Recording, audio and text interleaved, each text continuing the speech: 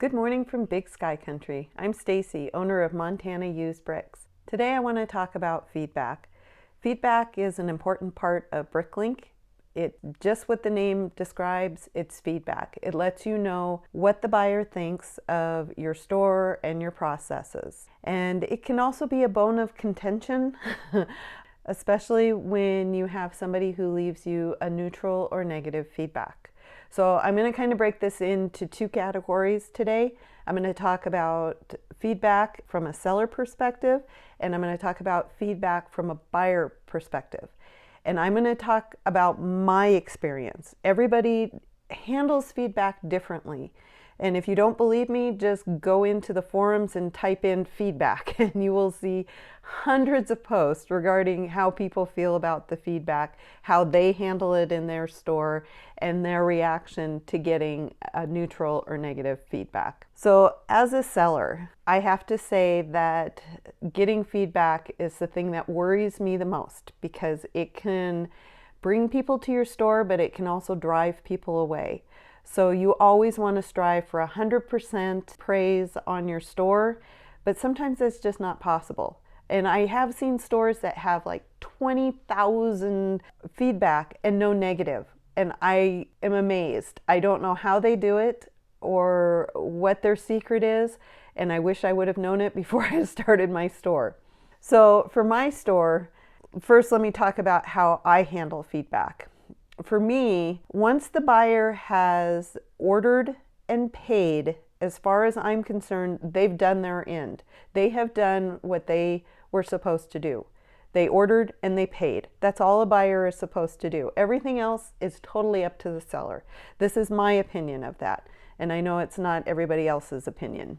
So for me, the way I handle my store is once I get the order, I mark it as packed until the item is actually shipped. Once it's shipped, I mark it as shipped.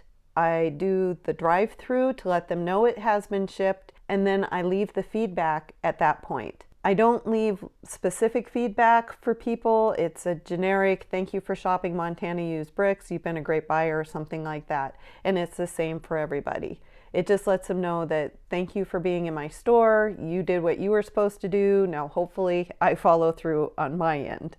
I have seen stores that almost leave the feedback as, I want to say almost like they hold it ransom, I guess is the best word to describe it, is they don't leave feedback until the buyer has left feedback. I understand their logic behind that. They want to make sure that the buyer is happy before they leave theirs. But like I said, in my mind, once the buyer has paid, they've done what they're supposed to do. And I don't like to hold the feedback until I hear from them, because chances are they may never leave you feedback. I have hundreds of orders in my store that they have never left feedback. So if I waited, I would not be giving out as much feedback as I have. The other thing I do is I put a business card in with their order, and it's just a standard business card. But what I do is I always make sure this is the side that they see first. And basically it says, thank you for ordering from my store. If you have any problems, please contact me through Bricklink. But it also says, I have left feedback for you and would appreciate if you would do the same for me. So they know that I have already left them the feedback. I can put in the order number on there as well. And I use this for every order. And even with this card, I still rarely get feedback. I'm not sure why people don't take the time to do that. It takes 2 seconds, but you know, some people, they just want their stuff and they're happy and they figure that's all they need to do. So if you go into my store and look at my feedback, you will notice that I have 6 neutral, the rest are all positive. If you look through my positive, you're going to see that most of the comments that I see on my positive is that I shipped quickly, or I had an accurate order, and also that I have good communication. Because if I'm missing a part or something's wrong with the order, or it's a big order and it's going to take me longer than a couple of days to process, I will immediately send them a message through Bricklink saying, hey, you know, I'm going to work on your order. This is the date. I hope to have it in the mail for you. So I always try to communicate as much as I can with the buyer so they know what to expect. So the 6 neutral I have in my store, I have like 2,000 plus positive, but those 6 neutral, they eat away at me because I feel like I didn't do what I should have done as a seller to make their order perfect. But here's the thing with those 6 neutral. Out of those 6 neutral, only 1 of those buyers contacted me to tell me that they had an issue with their order. The other 5 left the neutral feedback without even telling me that they had a problem with their order. So the 6 in my store were left for various reasons, but basically a couple of them were that the parts were not what they thought they should be for used parts. A couple of them was I messed up the order somehow. I don't know how because they didn't say, they didn't contact me. I don't know what the actual issue was with the order. The one that did contact me, I did give him a refund. And at the time, when those people left those feedback, most of those people had 10 or less feedback themselves, meaning that they were fairly new users and maybe didn't understand that if they do have an issue that they can contact the seller and the seller will work with them to fix whatever error there is. I like the opportunity to be able to work with the buyer to come to a mutual agreement on how we can solve the issue. You know, there's been lots of times where people have contacted me and I've done whatever I can to make sure that they have a positive experience, not only with my store, but within Bricklink. And that's the other thing that you'll notice. If a buyer has a bad experience, they might go on the forum and they're pretty much mad at Bricklink. You know, they're mad at everybody. It's not just that one store, because they've had this bad experience when they first joined Bricklink. So you kind of have to remember that you're not only representing your store, you're representing Bricklink. And what you do could actually affect other sellers, which is kind of interesting to think about, you know, when you start really thinking about the whole process. So yes, you're trying to do the best you can for your store, but you also want to do the best you can for Bricklink as a whole, because if all stores are incredible sellers, then we're going to be able to bring more people to the platform, which means you will get more business. We're all together in this. That's the thing with Bricklink. It's like you like to think that, oh, my store's the best and I want to get all these sales, but really we're all working together in this, because as far as I know, there's no store out there that has every part in the right amount for everybody. So we really do need each other to be able to help all these buyers. And now I'm rambling. I had a big dilemma when I got my first neutral. I wasn't sure how to respond. So I did respond. I said the buyer did not contact us so we could fix the error. As I got several more, I really wanted to go in and just say, you didn't contact us. And I decided when I got my second one that I wasn't going to respond. And I'll get into the reasons for that here in a moment. That kind of has to do from a buyer's perspective as to why I didn't respond. My thing is, don't make excuses. If you screwed up, admit you screwed up. And if you feel the need to put something rude or, you know, want to get back at the buyer because they left you a neutral, so you're going to go and leave them a neutral, I really hate to see that. I can't express enough how much that bothers me, that people wait to see how the buyer reacts, and then if the buyer is not happy, they go in and leave a neutral for the buyer because the buyer left them a neutral. That isn't how feedback works. If the buyer paid you and the order was not what the buyer expected, you need to work with them, not just go in and leave them a neutral and move on with your day. Like I said, this is just my opinion and the way I run my store. So I know every store is different and they have their reasons for doing things. I don't see the reason behind waiting to see what the buyer does so you could do the same. But that's just me. So let's look at this from a buyer perspective, because I buy on Bricklink quite a bit. As a buyer, when I am looking to buy parts, the first thing I do is go into the wanted list, figure out what parts I'm buying for this round, and figure out what store has most of those parts. And then I'll look at 2 or 3 stores. The 2 things I look at is I look at the terms and conditions. If they have a lot of fees or their shipping seems really high, I'll generally put them aside and look to see if somebody has better fees or no fees and better shipping. The other thing I look at is their feedback. And of course, I look at the positive. I see, what do people say the most? Do they say, oh, they had excellent packaging, they had great communication, they were quick to get things out? I kind of look for a theme within their positives, because you will see a theme when you start looking at the feedback. The other thing I look at is their neutral and negative, because I understand as a seller that every store is going to have this happen, because you cannot please everybody all the time. I get that. So I look at their feedback. I look at what people left, because is there a theme that maybe a lot of the neutral is they were very slow to ship, or they were hard to work with, or they didn't respond to my communication. And I kind of look at those. And I also look at the time frame, because maybe if it's all around the same time frame, maybe they had something going on in their life and they couldn't get the orders out very quickly. And then the other thing I look at is how did the seller respond to this neutral or negative feedback? If the seller was making excuses, or if they said the buyer was rude, the buyer was wrong, the buyer was trying to scam them, if this is a theme throughout their responses, I will not buy from that store. Because chances are, if for some reason there was an error in my order and I had to go back to them, at this point, I don't trust them that they're going to be honest and work with me to resolve the issue. So it is very important how you respond to that neutral and negative, because people are looking at that. That's what I look at.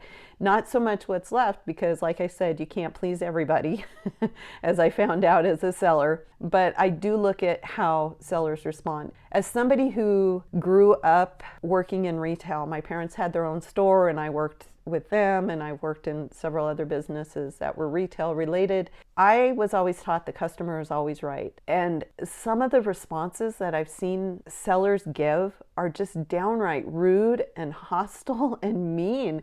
And I'm shocked. I'm shocked that they do this, because they're not thinking of this as a business. They're taking it personally. And I'm going to do a whole nother video on, yes, this is a hobby business, but it's still a business. I'm going to do a whole nother video on that, so I don't want to go too much into that today. But that's one of the things I really look at, is how the seller responds. Changing your response. This is something I've seen quite a few sellers do, that they'll leave a positive and then they'll have an issue with the buyer and they want to go in and they want to change their response so that they can leave a neutral or negative as well. Again, if you have that kind of issue, just put it in the reply that buyer was not easy to work with, or find a nice way of letting people know that, okay, we did what we could, but we couldn't please this buyer. Don't go in and change yours just because they left you in neutral or negative.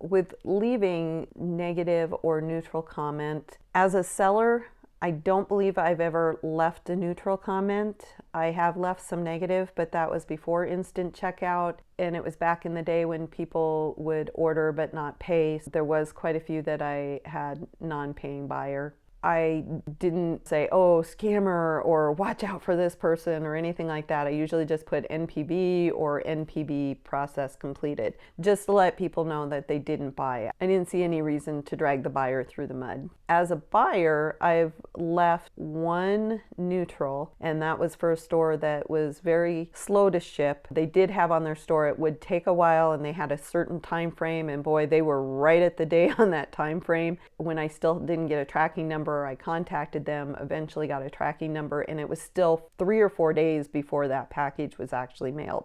And this was long before we had problems with the USPS and their delayed shipping. So it wasn't that issue. It was just that the buyer was very slow to ship. And I knew this going in because I had seen all the feedback, and this was probably the biggest complaint people had about their store, was how slow they were to ship. I knew that going in, but they had certain parts that at the time I really, really needed. Other than the non-paying buyer, there has been one other time I did leave a negative feedback for somebody, and this was a very unusual situation, and they actually left me a negative as well, which got removed. And What happened was I am very quick sometimes with my turnaround on when I pull an order and get it ready to ship. There are times where I can get the order, and if I'm already in the process of working orders, I will print it out, do it real quick, slap the shipping label on it, and get it in the mail. Sometimes within 2 or 3 hours, depending on if they hit it just that right time when I'm working on getting things cleaned up and getting things to the post office. And I had this happen. The person contacted me and they said, it wasn't me that ordered it, it was my kid that ordered it. I need to cancel this order. And I said, I'm sorry, but it's already in the mail. It's on its way. I can't do anything. And they left 2 or 3 different messages for me that were not nice at all. And they left me a negative feedback the same day that they ordered. They definitely had not received their order yet. I asked for it to be removed, which it was, and I went in and changed my feedback because I had shipped it, so I had left positive feedback at that point. I got to change mine to negative feedback, and I basically said that this person tried to cancel the order after it had been shipped. I also noticed when I went in to do some stuff that their account had been pulled, and I'm not sure if they canceled their account or if Bricklink administrators saw, because I put something in the forum, what would you do kind of question about this. When I went in and looked just a couple hours later, their account had been pulled. So I'm not sure if they canceled the account or if the Bricklink admin saw it, and because it's illegal for kids to order, that maybe they closed the account. I don't know which, but they're no longer a user. Don't send me messages saying, who is that? I want to block them, because they're not even users anymore. So that's how I handle the feedback, both as a seller and a buyer. I just wanted to kind of go over this.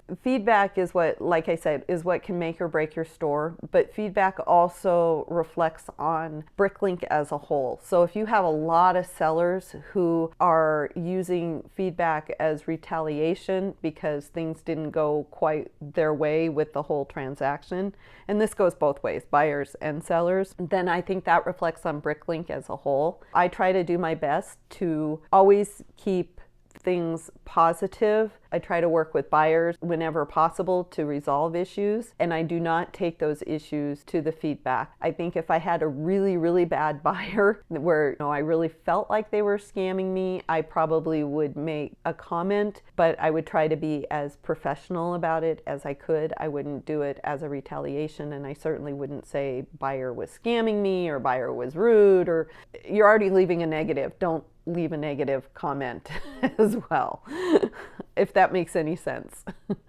On a side note, I do have to say that I did have one buyer that tried to use the feedback kind of like blackmail. There was an issue with an order, and they were asking for basically some kind of outrageous refund. They were asking for more than what I was willing to give on how to fix the issue. Basically, they said, if you don't do this, I'm going to leave you a negative feedback.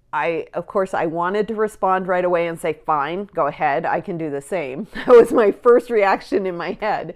But as somebody who's worked in retail, I know you have to sometimes work with people the best you can. So I went back and said, look, I know you want to have X, Y, and Z. I'm willing to give you X and Y, and if you still feel the need to leave me a negative feedback, please go ahead, because it would be deserved, because I did mess up your order. And he immediately came back and said, oh my gosh, I'm so sorry. I didn't mean for it to sound like that. What you're offering is way more than enough. Thank you so much. By pausing, thinking about how to respond, getting it in my head that there's a very big chance I'm going to get a negative feedback for this, but knowing it was my fault. And I honestly cannot remember what it was, if it was a missing part or what happened. I wish I could, but I can't remember exactly what happened, but all I know is that I was truly amazed when he came back so quick and basically apologized for threatening me with negative feedback.